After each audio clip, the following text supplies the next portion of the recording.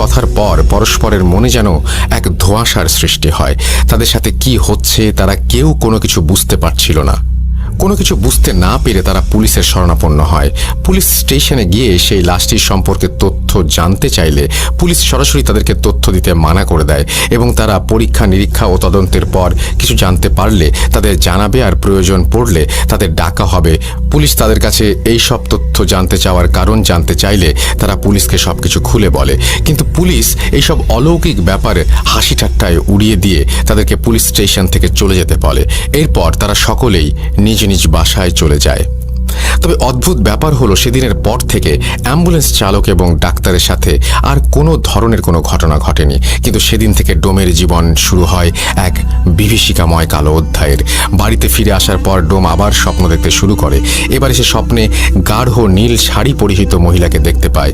মহিলাটি তাকে বারবার সেই অ্যাম্বুলেন্স চালককে একটি জিনিস দিতে নিষেধ করে এবং বলে যদি সে অ্যাম্বুলেন্স চালককে জিনিসটি দেয় তাহলে নাকি অনেক বড় ক্ষতি হবে। কিছুক্ষণ পর সে আবার স্বপ্নে দেখে অ্যাম্বুলেন্স চালকটি তার স্বপ্নে এসে তার কাছে কিছু একটা চাচ্ছে এবং বলছে যদি সে জিনিসটি তাকে না দেয় তাহলে নাকি সেই গাঢ় নীল শাড়ি পরিহিত মহিলা এসে তার অনেক বড় ক্ষতি করবে। কিন্তু ডোম কিছুতেই বুঝতে পারছিল না সেই মহিলা এবং অ্যাম্বুলেন্স চালক তার কাছে কি চাচ্ছে। অ্যাম্বুলেন্স চালক এবং সেই মহিলাটি ডোমের কাছে আসলে সেই পাথরটি চাচ্ছিল, কিন্তু সে কিছুতেই ভেবে পাচ্ছিল না তারা তার কাছে আসলে কি চাচ্ছে। ডোম কেন সেই পাথরটির কথা মনে করতে পারছিল না সেই বিষয়ে আমি কিছুক্ষণ পরেই আসছি। এরপর থেকে ডোম প্রতিদিনই একই স্বপ্ন দেখতে থাকে। নীল শাড়ি পরিহিত মহিলা বারবার তাকে এসে সাবধান করে দিচ্ছিল এবং তার কাছে জিনিসটি চাচ্ছিল, আর এটাও বলছিল জিনিসটা তাকে না দিলে সে তার অনেক বড় ক্ষতি করবে। এর কিছুদিন পর বাইরে থেকে বাজার করে ফিরে আসার সময় একটি রোড অ্যাক্সিডেন্টে ডোমের স্ত্রী মারা যায়। ডোম তখন বুঝতে পারে তার কাছে যে জিনিসটি চাওয়া হচ্ছিল তা না দেওয়ার জন্যই হয়তো নীল শাড়ি পরিহিত মহিলা তার স্ত্রীকে মেরে ফেলেছে। ডোমের স্ত্রী মারা যাওয়ার পর তার স্ত্রীর জানাজা পড়িয়ে দাফন করা হয়। কিছুদিন পর ডোমের স্ত্রীর কুলখানির দিন রাতে স্বপ্নে দেখে সেই শাড়ি পরিহিত মহিলাটি তার কাছে এসে জিনিসটি চাচ্ছে এবং বলছে এখনো সময় আছে, জিনিসটা আমাকে দিয়ে দে। অ্যাম্বুলেন্স চালককে ভুলেও এই জিনিস দিবি না, জিনিসটা তুই আমায় দে। আর যদি তুই আমাকে জিনিসটা না দিস তাহলে তোর মেয়েকে হারাতে হবে, আমি চাইলে তোকেও মেরে ফেলতে পারি। এই স্বপ্ন দেখে ভয়ে ডোমের ঘুম ভেঙে যায় এবং সে ভাবে তার মেয়ের যেন কোনো ক্ষতি না হয়, তাই সে আর মর্গের কাজে যাবে না। এরপর সে সারাদিন বাসায় নিজের মেয়ের সাথে থাকতে শুরু করে। কিন্তু কিছুদিন পর কোনো এক দরকারে ডোম তার মেয়েকে নিয়ে বাসা থেকে বের হয়। দরকার শেষে মেয়ের সাথে কথা বলতে বলতে যখন বাসায় ফিরছিল তখন হুট করেই যে স্থানে ডোমের স্ত্রীর অ্যাক্সিডেন্ট করে মারা গিয়েছিল সেই একই স্থানে আসার পর সে তার মেয়ের কোনো একটা আওয়াজ শুনতে না পেয়ে যখন পেছন ফিরে তাকায় তখন সে দেখে তার মেয়েও সেই একই জায়গায় রোড অ্যাক্সিডেন্ট করেছে এবং সাথে সাথে সেখানেই মারা গিয়েছে। এই দৃশ্য দেখে সে হতবাক হয়ে যায়। তার মাথা একেবারেই যেন কাজ করা বন্ধ করে দেয়। বুকের ভেতরে চাপা কষ্ট নিয়ে ডোম তার মেয়েকে দাফন করে বাসায় ফিরে আসে। সেদিন রাতে এসে সেই নীল শাড়ি পরিহিত মহিলাটিকে স্বপ্ন দেখে ডোম। মহিলাটি তাকে বলে তোকে বারবার সাবধান করেছিলাম আর বলেছিলাম আমাকে জিনিসটা দিয়ে দে, কিন্তু জিনিসটা দিচ্ছিস না। আবারও বলছি আমাকে জিনিসটা দিয়ে দে, তোর স্ত্রী সন্তানকে মারতে পারলে আমি তোকেও মারতে পারি, কথাটা মাথায় রাখিস। তোর পরিবার তো শেষ হয়েই গিয়েছে, কিন্তু তুই মারা গেলে তো সবই শেষ। আমি চাইলে তোকে মারতে পারি, কিন্তু তোকে আমি মারছি না, কারণ আমার দরকারি জিনিসটা তোর কাছেই আছে। বাঁচতে চাইলে জিনিসটা আমাকে দে, আর খবরদার জিনিসটা অ্যাম্বুলেন্স চালককে দিবি না। ডোমের এই স্বপ্ন দেখা শেষ হওয়ার সাথে সাথেই সে আবার স্বপ্নে অ্যাম্বুলেন্স চালককে দেখতে পায়। অ্যাম্বুলেন্স চালক তাকে বলে জিনিসটা দয়া করে আমাকে দিয়ে দিন, আপনার পরিবারের দুজন সদস্য ইতোমধ্যে মারা গেছে, আপনি যদি বাঁচতে চান তাহলে জিনিসটা আমাকে দিয়ে দিন দয়া করে, সেই মহিলা আপনাকেও মেরে ফেলবে।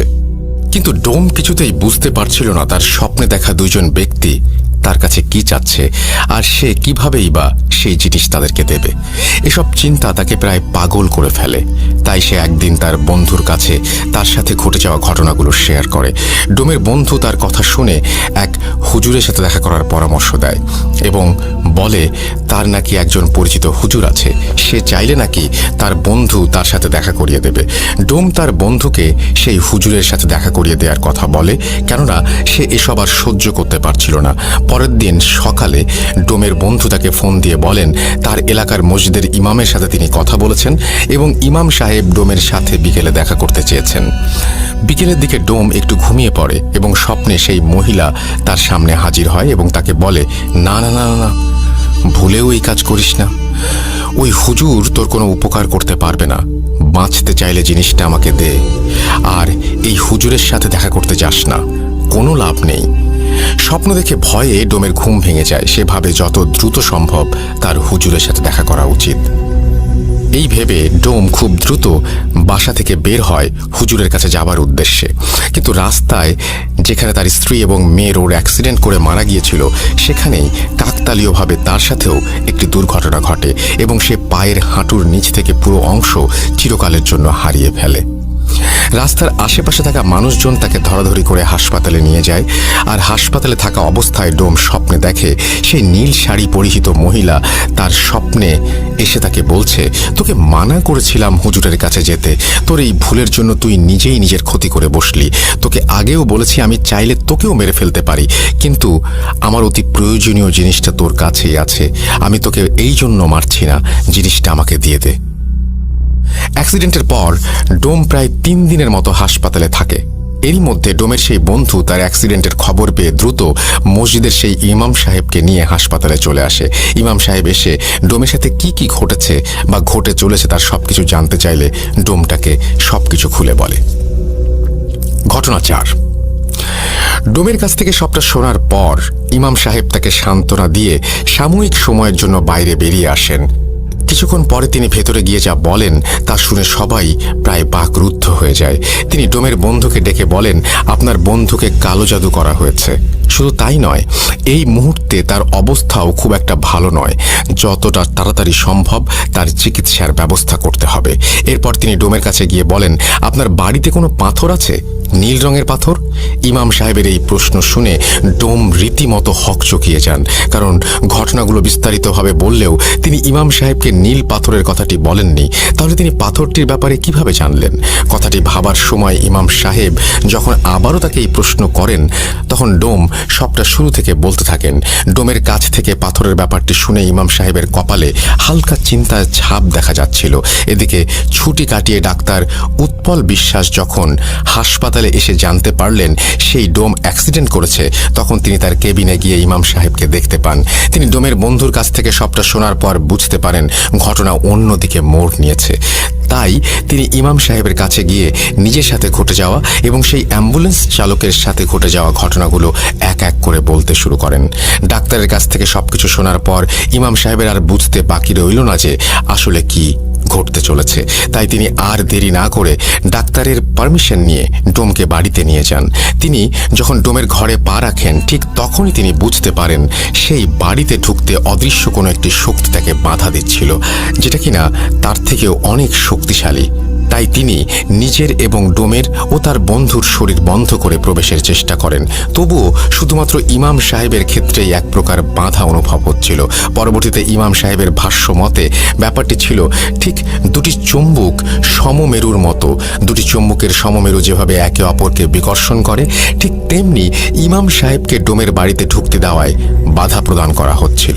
পরিস্থিতির অবনতি হতে পারে ভেবে তিনি ডোম এবং তার বন্ধুকে ভেতরে পাঠান পাথরটি নিয়ে আসার জন্য।